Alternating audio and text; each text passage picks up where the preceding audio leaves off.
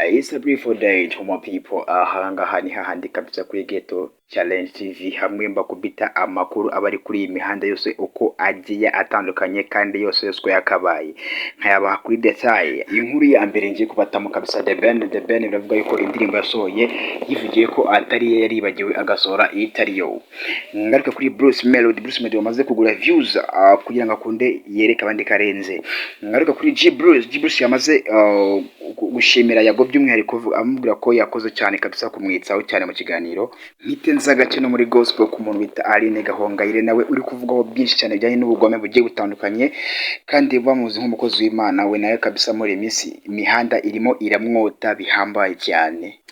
Rero natinze kabisa reka amakuru yayo nyabaramburire cyane, reka mpere kuri The Ben yagize gutya asohora indirimbo murabizi muri iyi minsi, ariko yaje kugaragara ko indirimbo itari yiwe ngo yari ayifatanyije na Neo Bosco, dore ko yaje kugira gutya agahita noneho asohora iyo ari kumwe na Neo Bosco bari kumwe neza cyane.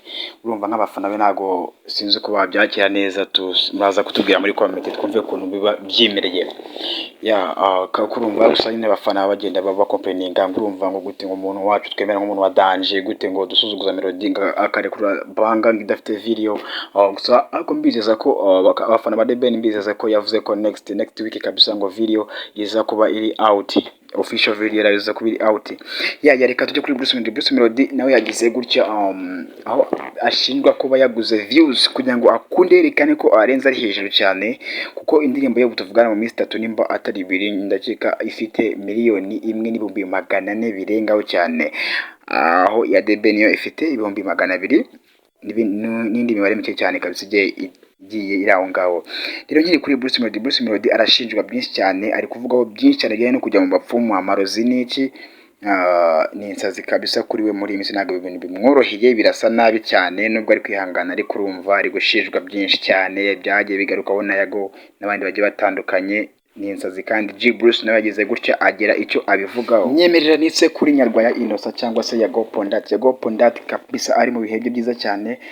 Umugabo bita G Bruce yagize gutya rwose ashimira Yago by'umwihariko, aravuga ati warakoze, yamushimiye cyane ati ndagushimiye wowe na Big Energy bawe, thank you kumuri kugenda mumfasha cyane bishoboka rwose. Ndi kubona love yanyu, ndi kubona ko mukorera hamwe, ndi kubona ko bajyaga babesha ngo Big Energy ngo nagasiko, ariko right now ndabona ko ari abantu bafite Imana, bafite ishaka ryo gukunda igihugu ndetse no gukunda abanyagihugu. Wallahi twebwe nk'aba Big Energy twabyishimiye fo.